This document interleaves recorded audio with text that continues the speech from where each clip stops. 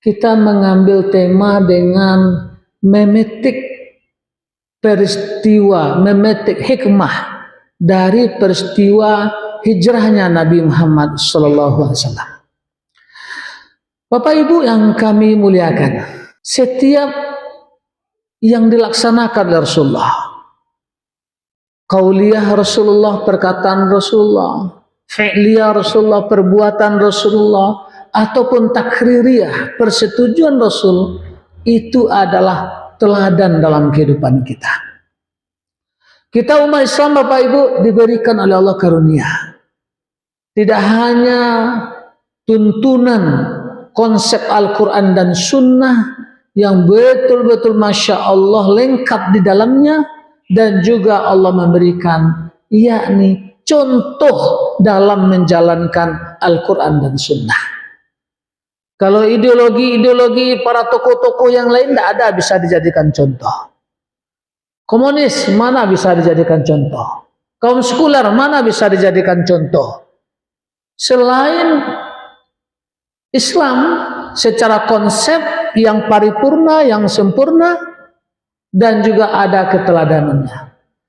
Dan terhadap peristiwa Nabi SAW melaksanakan hijrah ini, inilah yang ingin insya Allah pada subuh ini kita coba kupas dan coba kita bahas untuk kita jadikan gerakan menjayakan agama dan umat ini. Ibu bapak yang kami muliakan, selama hidup beliau Nabi SAW melaksanakan hijrah. Yang pertama ke Habasyah atau ke Ethiopia. 2 kali Rasulullah mengirim delegasi untuk bagaimana berkembangnya Islam, tersebarnya Islam di muka bumi ini. Karena mendapatkan tekanan, intimidasi, mau dibunuh, mau dipenjara, dikriminalisasi. Nah, inilah resiko-resiko dalam dakwah. Akhirnya Rasul SAW melihat di mana kira-kira peluang Islam ini bisa berkembang, bisa berjaya. Maka ada seorang raja pada masa itu yang adil, Najasyi, Najus, walaupun beragama Nasrani, dia terkenal dengan raja yang adil.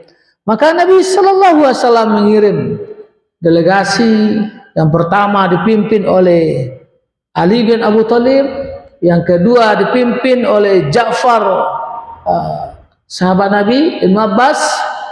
Ternyata sesampainya di Habasyah atau Ethiopia, dapat disimpulkan Raja Najasyi sebagai pimpinan atau raja ketika itu tidak memberikan dukungan yang signifikan.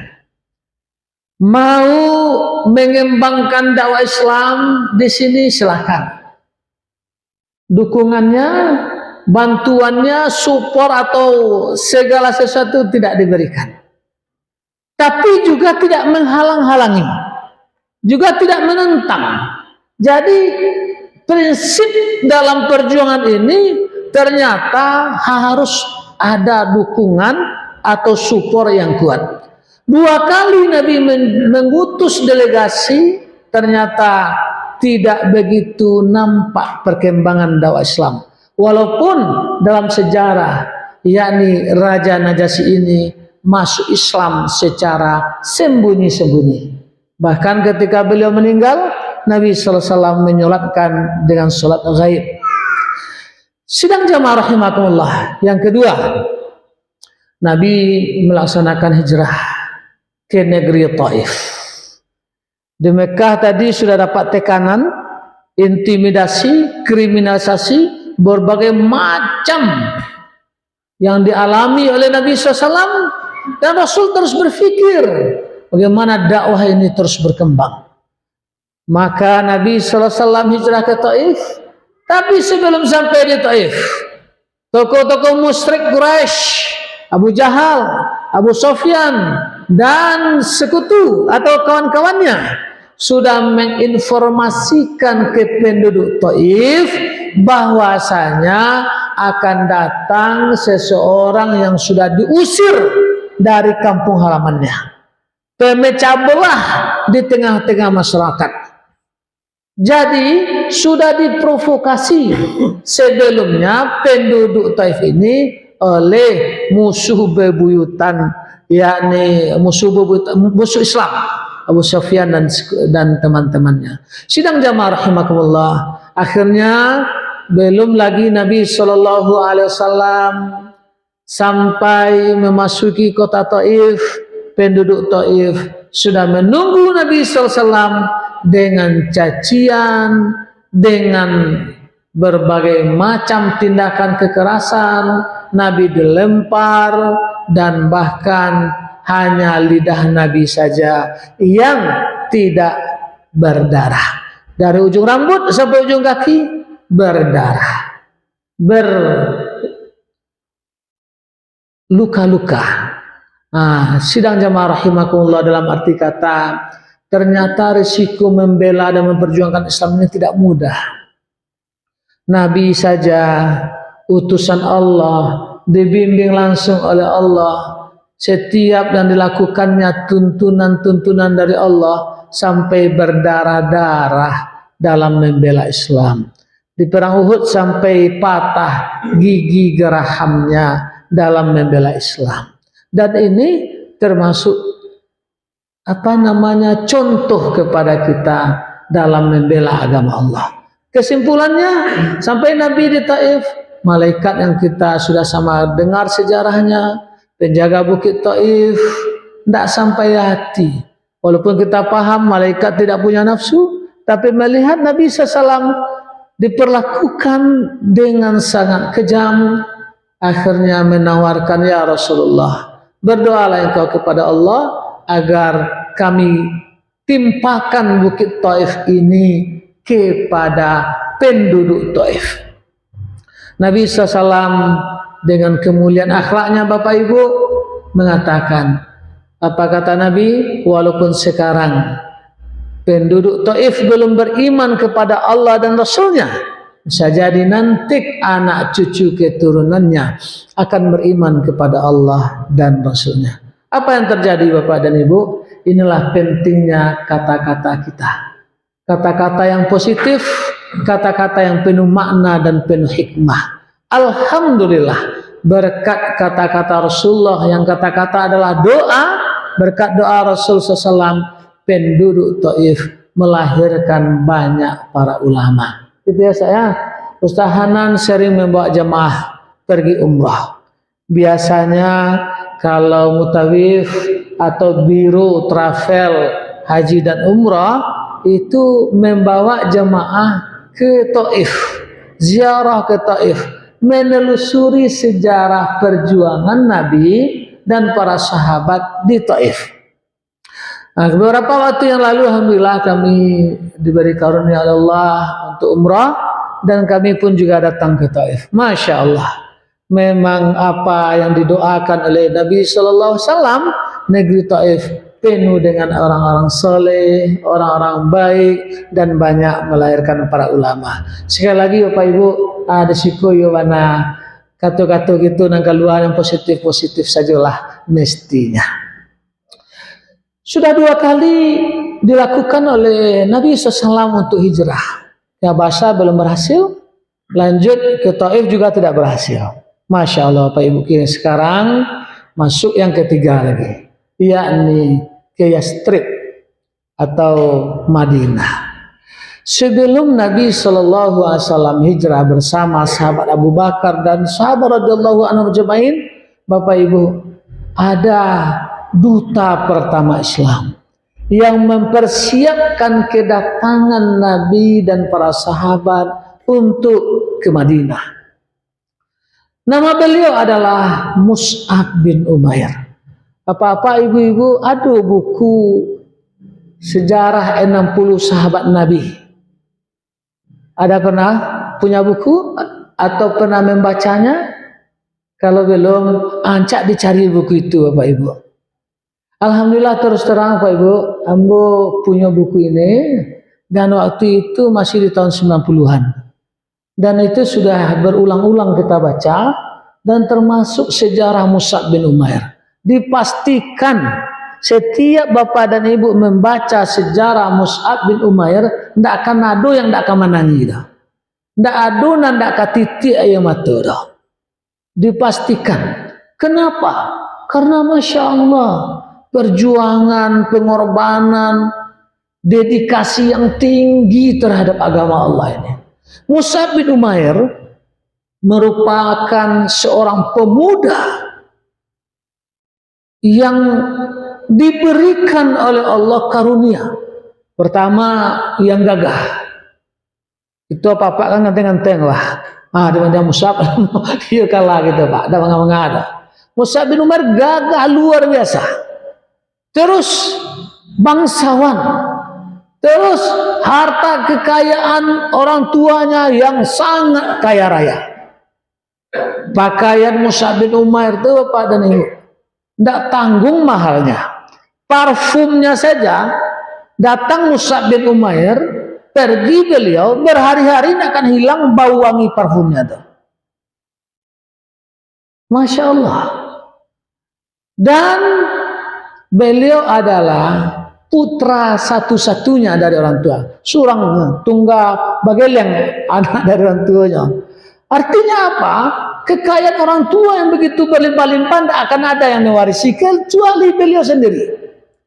Sebelum orang tuanya mengetahui masuk Islamnya Mus'ab datang ke majlis Nabi SAW dengan parfum yang luar biasa wangi, dengan baju yang sangat bagus betul, sampai Rasulullah Masya Allah begitu bangga, senang dengan Mus'ab, sampai akhirnya Mus'ab ternyata Bapak Ibu setelah masuk Islam orang tuanya marah. Hai Mus'ab, tinggalkan agama Muhammad, baliklah ke agama nenek moyang, murtad sela dari agama Muhammad tuh, Allah tuh ikuti Muhammad tuh lah. Kami orang tua tak reda engkau bergabung dengan agama Muhammad. Dibujuk anak namua, diancam nanti harta kekayaan yang kami miliki ini tidak akan kami warisi kepada engkau kalau engkau tidak mau balik meninggalkan agama Muhammad itu. Tidak peduli juga. Sampai diancam kamu tak akan lagi dianggap sebagai anak di keluarga ini. Tidak masalah juga bagi Mus'ab. Bahkan sampailah ibu dan ayahnya berkurung diri dalam kamar, tidak dipedulikan oleh Mus'ab bin Umair. Sampailah ayah dan bunda Mus'ab dari bin Umair ini mogok makan.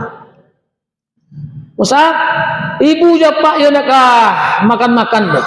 Sampai engkau kembali meninggalkan agama Muhammad. Apa ajak Mus'ab Bapak Ibu? Ibu, ayah, andaikan ibu dan ayah punya 10 nyawa, ibu bapak saya mati di hadapan saya, hidup mati, hidup mati, hidup mati, saya tak akan meninggalkan agama Muhammad. Apa agati komitmen itu Pak? Ya kan? Kalau untuk prinsip kebenaran ini tidak ada, kita istilahnya harus komitmen kita dengan prinsip-prinsip kebenaran. Singkat cerita Bapak Ibu, sampailah Mus'ab bin Umair ini diusir dan tidak lagi dianggap anak oleh orang tuanya, tapi baginya bersama dengan Rasulullah itu sudah melebihi dari segalanya. Mode itu cinta sahabat ke Nabi Pak Ibu. Ya kan? Kita untuk pesta subuh saya barek je baru itu. Sahabat angoknya nyagia, aratunya, kedudukannya tidak peduli, habis sama sekali. Yang penting bisa bersama Rasul, yang penting bisa membuktikan cinta dengan Nabi Sallallahu Alaihi Wasallam. Datang setelah tidak dianggap lagi sebagai anak, ayolah tukar baju. Yang sebelumnya rancak ini lah mulai bertambal, tidak pakai wangi-wangian lah. Nabi SAW meneteskan air mata melihat Mus'ab bin Umair, tapi rasa bangga, rasa gembira dengan pemuda yang luar biasa ini. Dan Mus'ab bin Umair juga seorang cerdas. Singkat cerita, 2 tahun sebelum hijrahnya Nabi Bapak dan Ibu, yakni Nabi SAW mengutus Mus'ab ke Madinah. Waktu itu Yastrib namanya. Tahukah kita Bapak Ibu, 2 tahun Mus'ab bin Umair di Madinah, tidak ada pintu-pintu rumah yang tidak dikunjungi oleh dakwah bin Mus'ab bin Umair. Tidak ada kepala suku yang tidak didakwahi. Semua penduduk Madinah sudah menerima dakwah dari Nabi dari Mus'ab bin Umair. Maka 2 tahun setelah berdakwanya Mus'ab bin Umair, Nabi SAW hijrah ke Madinah. Dan bagaimana sambutan ketika Nabi dan para sahabat datang kepada Ibu? Masya Allah, di batas kota Madinah disambut dengan luar biasa, dengan tolak al-badru, dengan sambil melihat di atas pohon, mana Rasulullah, Masya Allah, luar biasa. Inilah perjuangan. Dan sekarang Bapak Ibu yang kami muliakan, kita langsung sampai Nabi SAW di Madinah. Yang ingin kita sampaikan kepada Bapak dan Ibu, inilah poin penting dari seluruh kajian yang ingin Nabi sampaikan. Apa itu? Di Madinah ini terwujud atau berdiri sistem Islam yang kafah itu. Apa contohnya? Pendidikan Islam berdirinya di Madinah. Ekonomi Islam berdirinya secara kafah di Madinah. Pertahanan Islam, militer Islam, politik Islam, pemerintahan Islam, hukum Islam seluruhnya berdiri di Madinah. Totalitas. Ya ayyuhalladzina amanu yadkhulu fi silmi kafah. Kafah berdiri Islam di Madinah. Bapak Ibu, bagi kita yang lama ngaji, ayo ndak sama cara pandang kita je orang lain mengaji lah. Contohnya Ustaz, kita bawa ke zaman Nabi SAW. Nabi SAW ketika di Madinah tidak hanya sebatas sebagai seorang Rasul, utusan Allah Subhanahu Wa Taala, sebagai Nabi, sebagai Rasulullah, utusan Allah, iya. Tapi Nabi SAW juga merupakan kepala negara. Iya enggak Pak Ibu? Nabi juga merupakan seorang khalifah. Sebagai Rasul iya, sebagai Nabi iya, sebagai khalifah, pemimpin, penguasa. Kalau dikecam presiden terlalu rendah, karena khalifah lebih tinggi daripada presiden.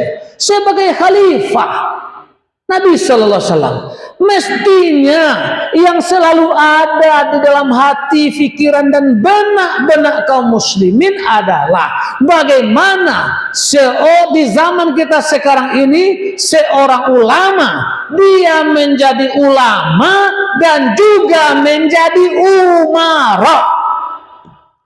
Tidak terpisah antara ulama dan umara. Saya setuju Bapak Ibu. Tapi kita katanya cinta Rasulullah, mengikuti Rasulullah. Uswatun hasanah kita adalah Nabi Sallallahu Alaihi Wasallam. Tapi ketika Rasulullah mencontohkan sunnah-sunnah besar, Bapak Ibu, ada sunnah-sunnah besar yang harus kita ikuti. Sunnah-sunnah yang ketek saja kita ikuti. Contoh memelihara jenggot, wah kita ikuti, ya kan? Alay, banyaklah contohnya. Bersiwak sunnah kita ikuti. Masa sunnah-sunnah yang besar kita luput dalam menjalankannya? Dan salah satu sunnah besar dalam kehidupan Nabi, yakni Nabi Sallallahu Alaihi Wasallam sebagai ulama, sebagai Rasul, sebagai utusan Allah dan juga sebagai seorang khalifah. Kok bisa Ustaz Hanan kok tidak hanya sekretaris MUI, hendaknya Pak Ibu? Tidak hanya sebagai ketua MUI, jadi wali kota mestinya. Ya itu terus terang saja tuh Pak Ibu. Allahu Akbar. Ya memang kita akan mengikuti sunnah Nabi. Nabi sebagai khalifah, sebagai pemimpin. Kami di GNPF petang Bapak Ibu, pusing 5 calon kepala daerah, ya kan? Siapa yang kita pilih? Track rekor yang betul-betul sudah terbukti membela agama dan umat ini, ya kan? Ale do nampak. Cuma polling rendah dulu, gitu Ganjar lah. Ayo mungkin menang loh. Kita kan bukan istilahnya, ya ada pula lah kajian-kajian kita di GNPF ini. Karena banyak tim-tim ulama kita di Payakumbuh Maluku Kota. Ya kan? Pusing lah. Cobalah maju yang ulama. Cobalah maju orang-orang yang faqih, yang paham tentang agama, dekat dengan umat. Mungkin boleh suruh kita orang-orang masaji, olah paling enggak lah.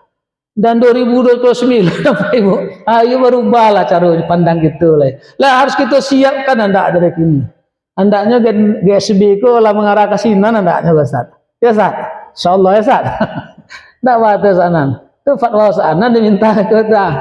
Latih gitu Pak Bu. Mau ke kota sih aku. Kepamperlu ndak kota kabupaten Bapak Ibu. Presiden kok nanti, ya kan? Ulama sekaligus umaro. Ulama dan umaro. Kok ndak apa ceritanya kok waralah kasadian nasib gitu bangsa Indonesia lah.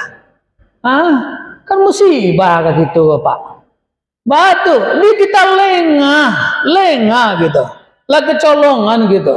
Batu, tidak komitmen menjalankan prinsip-prinsip yang dicontohkan Nabi SAW, terutama ketika Nabi hijrah. Bagaimana sejarah perjuangan Nabi ketika sampai di Madinah, Pak Ibu? Ada 3. Kita percepat saja. 1. Nabi SAW ketika sampai di Madinah mempersaudarakan Muhajirin dan Ansar. Ukhuwah Islamiyah. Persaudaraan di dalam Islam. Ini Muhajirin yang orang beriman yang datang dari Mekah ke Madinah. Muhajirin ini bukanlah sama dengan program Pak Harto di zaman baru, program transmigrasi. Tidak sama Bapak Ibu. Kalau program transmigrasi karena untuk memperbaiki ekonomi, pindahlah dari Jawa ke Sumatera, ke Dharmasraya atau ke Solo Selatan. Disitulah disiapkan lahan 2 hektar surang. Ada rumah bantuan. Waduh, payah hidup di Jawa. Pemerataan supaya seimbang ekonomi antara Jawa, Sumatera atau pulau-pulau lain. Transmigrasi. Tapi ini bukan itu hijrahnya sahabat Nabi ini. Hijrahnya sahabat Nabi ini Bapak dan Ibu meninggalkan harta bendanya. Ya kan? Yang gak dicari di Madinah lu tahu kok. Kekayaan, keluarga semuanya ditinggalkan. Demi apa? Demi iman. Barangke meninggalkan kampung halaman yang dicintai betul. Disambutlah oleh kaum Ansar. Masya Allah, persaudaraan yang luar biasa. Wahai sahabatku, ambo punya istri 2 istri, aman yang ke-7. Pilihlah mau cara encik, mau bagian cek. Mau dia sahabat Nabi membuktikan persaudaraan Pak Ibu. Kalau dakwah ada itu bisa dia waksi tambah lu kan. Bapak Ibu yang kami muliakan, jadi persaudaraan. Hari ini Bapak Ibu, orang-orang kafir tahu betul kalau umat Islam ini bersatu, kekuatan umat Islam ini tak akan terkalahkan. Tidak akan bisa dikalahkan kekuatan kita umat Islam. Sidang jamaah rahimakumullah. Yang itu yang pertama. Ketiga, sadua Pak Ibu, kita baca sedih. Yang kedua, Nabi sesampainya di Madinah. Apa yang dilakukan oleh Nabi? Membangun masjid, Pak. Tiba di Madinah, sahabat mengajak suatu kemuliaan. Ya Rasulullah, engkau di mampu saja, mau jamu engkau ya Rasulullah. Ya Rasulullah di mampu saja. Di mau untuk ambo barantia, ambo buik masjid di sini. Akhirnya Masya Allah Pak Ibu, masjid yang pertama dibangun oleh Nabi Masjid apa Pak Ibu? Masjid Kuba ya saya. Kalau Ustaz nanti bombok jemaah di Madinah, itu biasanya selalu itu Pak Ibu, dibawa jemaah untuk sholat di Masjid Kuba. Karena apa? Siapa yang melaksanakan sholat sunat 2 rakaat di Masjid Kuba, maka pahalanya sama dengan melaksanakan umrah. Jadi bangun masjid. Kenapa Rasulullah bangun masjid Bapak Ibu? Karena pusat kekuatan umat itu di masjid.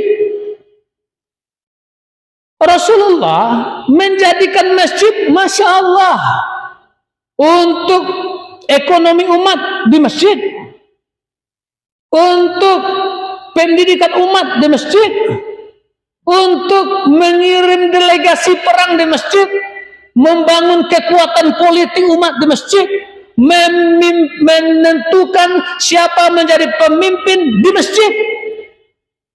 Jadi masjid adalah pusat kekuatan umat. Seluruh aspek yang ada di tengah masyarakat, bahkan di zaman Nabi SAW sampai zaman Khalifah Abu Bakar Siddiq, istana negaranya Nabi SAW ada di masjid. Istana negara di masjid, Pak. Sehingga umat mudah berinteraksi dengan pemimpinnya. Maju lah Ustaz 2009, latih kami ini lah, insya Allah. Tapi setahunan itu tidak mungkin kemaju loh. Pilih saya. Umat nan harus jago lah. Jangan kok sialah, itu kan contoh ya Ustaz ya. Kok contoh ulama maju lah itu. Pilihlah ulama Ustaz, tidak bisa itu. Umat nan harus jago lah. Tu bangun kekuatan umat di masjid. Ekonomi umat. Ya Allah. Kalau ada yang fakir-fakir, yang miskin-miskin, yang mualah, kan? Ada nama saji, ada dana jihad, dana sosialnya kan? Masya Allah. Bapak Ibu, akhirnya masjid kalau bisa hanya, kalau gitu keinginan orang kafir ya kan? Keinginan orang sunat karonnya. Kok bisa masjid untuk sholat saja? Untuk zikir saja? Untuk istighfar saja? Kalau urusan-urusan yang lain, saya calon presiden, wakil presiden, jangan Mas Haji. Saya calon anggota DPD, DPR RI, DPD tingkat 1, tingkat 2, aja Mas Haji. Itu aib tuh. Itu enggak boleh ada tuh. Sekarang ini kenyataan yang terjadi memisahkan masjid dengan segala aspek kehidupan kemasyarakatan. Ujung-ujungnya balik lahirlah kok pemimpin, pejabat, kadang-kadang, mungkin tidak semuanya, kadang-kadang yang jauh dari masjid. Sidang jamaah, jadi kita jadikan kembali gerakan umat ini berawal dari masjid. Itulah nan kita kerajaan di GNPF-an. Bagaimana insya Allah sholat subuhnya seramai sholat Jumat, kata Ustaz Hanan tadi, sholat isanya seramai sholat Jumat. Jadi apa-apa, terutama insya Allah kalau itu yang hadir-hadir kini, alhamdulillah ya Pak ya, selalu menjaga 5 waktunya di masjid. Kita percepat. Terakhir satu lagi ya Pak Ibu. Satu tadi mempersaudarakan Muhajirin dan Ansar, yang kedua membangun masjid, yang ketiga, ini yang dilaksanakan Rasulullah. Rasulullah di Madinah, sampai di Madinah membangun pasar. Kenapa membangun pasar?